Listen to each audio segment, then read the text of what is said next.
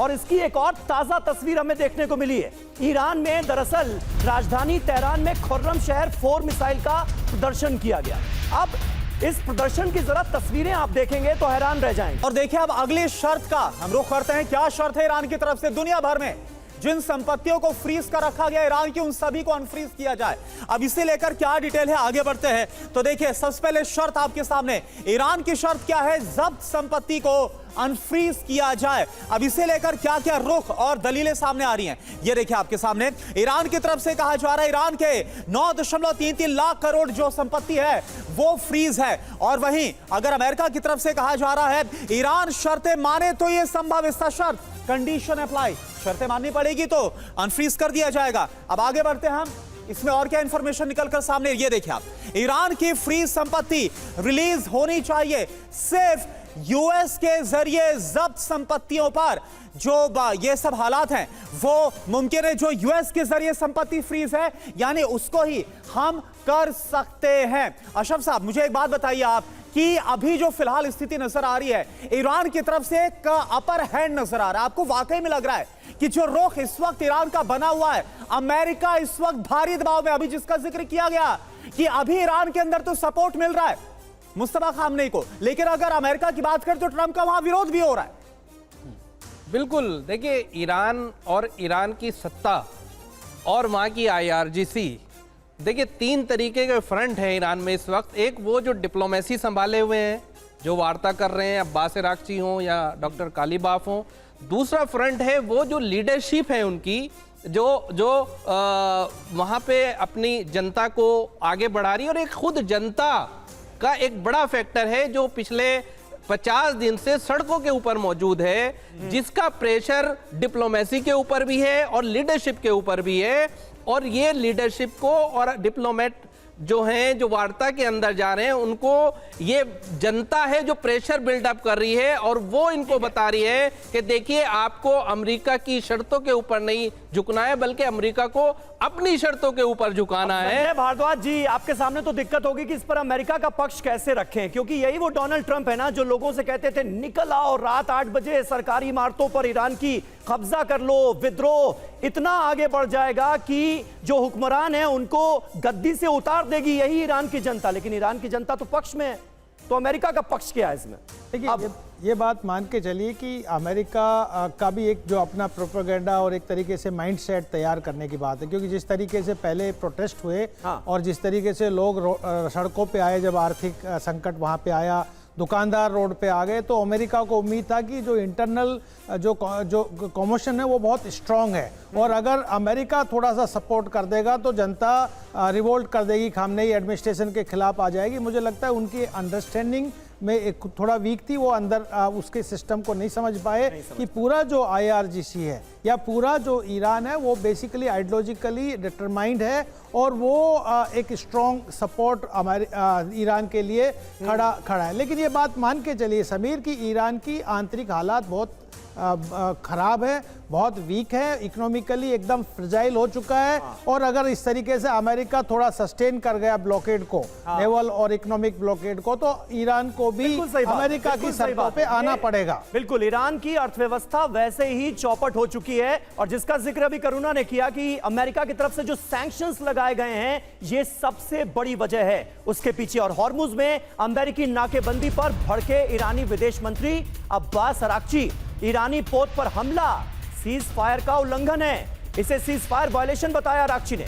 Iran दादागिरी का सामना करना जानता है, ये कहा। और देखिए अब एक और शर्त की हम यहां पर बात करते हैं, शर्त क्या है इस पर हम आगे बढ़ते हैं। तो देखिए शर्त क्या रखी गई है ईरान की तरफ से, इसी कंडीशन में जो ईरान है वो मानेगा, वो है फिर हमला ना की जाए। यानी कि अमेरिका से हमें कोई दोबारा से इस तरह से हमले का नहीं चाहिए, इसकी हमें गारंटी चाहिए। अब इसको लेकर क्या बातें आ रही दोनों तरफ से, क्या रुख है आपको बताते हैं। ईरान की तरफ से कहा जा रहा है ईरान पर बातचीत के बीच हमले हुए हैं और दूसरी तरफ अमेरिका की तरफ से क्या कहा जा रहा है, समझौते पर निर्भर करता है कि क्या वाकई में गारंटी मिल पाती है या फिर नहीं। आगे बढ़ते हैं, इसको लेकर और क्या जानकारी है। ईरान बोल रहा है ईरान पर जो हमला ना करने की जो पुख्ता गारंटी है वो मिले, यानी कि ईरान पर हमला नहीं होगा भविष्य में, इसकी हमें पुख्ता गारंटी चाहिए। तो अमेरिका बोल रहा है ईरान अमेरिकी शर्तें माने तभी कुछ संभव है, पहले मानना पड़ेगा जो अमेरिका चाहता। अमेरिका क्या चाहता है? कोई परमाणु कार्यक्रम नहीं, कोई मिसाइल कार्यक्रम नहीं, तमाम बातें चाहता है। जी हाँ मुमताज आलम साहब, क्या इस शर्त पर कोई रजामंदी मिल सकती है? फिर हमला ना करने की गारंटी क्या अमेरिका अगर ईरान को मान लीजिए दे भी देता है तो उसकी कोई वैल्यू आज की तारीख में नजर आती है? डोनाल्ड ट्रंप तो कब क्या कहते हैं, कब क्या करते हैं, ये शायद वो खुद भी नहीं जानते। बिल्कुल, देखिए ये आपने समीर साहब बहुत अच्छी बात कही है कि अमेरिका पर ईरान बिल्कुल भरोसा नहीं करेगा और इसीलिए वो जो दुनिया की बड़ी ताकतें हैं, चाहे रूस हो, चीन हो या और, उन सब को ले करके वो चाहता है कि कोई मुआहदा हो, बातचीत हो, ताकि कल अगर फिर से अमेरिका हमला करता है तो ये सब खुल करके सामने आए और हमारा साथ दें। तो इसलिए वो गारंटी चाहता है। और देखिए जहाँ तक ईरान को ख़त्म करने की बात है, ये सब कुछ नहीं हो पाएगा। आप हमास नहीं ख़त्म कर पाए, हिजबुल्लाह नहीं ख़त्म कर पाए, हुती ने, ईरान को कैसे ख़त्म कर दोगे? क्या है आपके पास? बिल्कुल, इसी को लेकर सवाल है ब्रजेश सर मेरा आपसे, क्योंकि जब पहले दौर की वार्ता फेल हुई थी उसके बाद ईरान ने यही बोला था कि हम लीबिया मॉडल नहीं बनने वाले, यानी ईरान ने तो साफ कर दिया है कि वो सरेंडर नहीं करने वाला अमेरिका की शर्तों के सामने। क्या लग रहा है आपको सर? देखिए, ईरान ने पिछले 45 दिनों में या 50 दिनों में जो दृढ़ता दिखाई है वो बड़ी अच्छी बात है। जिस समय पहले ही दिन जब उनकी टॉप लीडरशिप खत्म हो गई हो, या खमेनी साहब हों या IRGC हो या मिलिट्री के लोग हों, और तब तक आप सरवाइव कर रहे हैं, ये अच्छी बात है। मगर दूसरी और इम्पॉर्टेंट इशू है कि उसके अंदर, ईरान के अंदर क्या चल रहा है। ये एक चीज़ है जो रुक रही है, जो वार्ता को आगे बढ़ने से रोक रही है। जो गारंटी ईरान मांग रही है, क्या मिल सकता है? एक विक्टर देश को, एक पॉजिटिव देश को, एक जो असेंडेंसी पे उसको तो मिल सकता है, मगर एक कमजोर देश को मिलिटरीली शायद मुश्किल है। तो मेरा ये मानना है कि जो अभी जो बातचीत चल रही है या रुकी हुई है वो भी एक अच्छी बात है। अमेरिका भी थोड़ा सोचेगा और ईरान के लोग भी मन बनाएंगे किस लीडरशिप पे हम ट्रस्ट करें। कह तो रहे हैं कि IRGC हावी हो गया है या मुश्तबा बहुत स्ट्रॉन्ग विकेट पे है, लेकिन है क्या ये कहना मुश्किल है। तो वो अपनी राय एक बना रहे हैं इसके ऊपर में। और दूसरी बात जो मेन इशू रहा है, लेकिन सर ये जो सीज फायर को आगे बढ़ाया गया है, ये वाकई कुछ सोचने समझने के लिए बढ़ाया गया है या फिर आगे की जंगी तैयारियों के लिए बढ़ाया गया है? यही तो अपने आप में एक बड़ा सवाल है। बिल्कुल, दोनों चीज की बात। एक जो पॉज होता है लड़ाई में, दोनों पक्षों को विवश करती है सोचने की, मूल्यांकन करने की, अपने प्लान्स बदली करने की।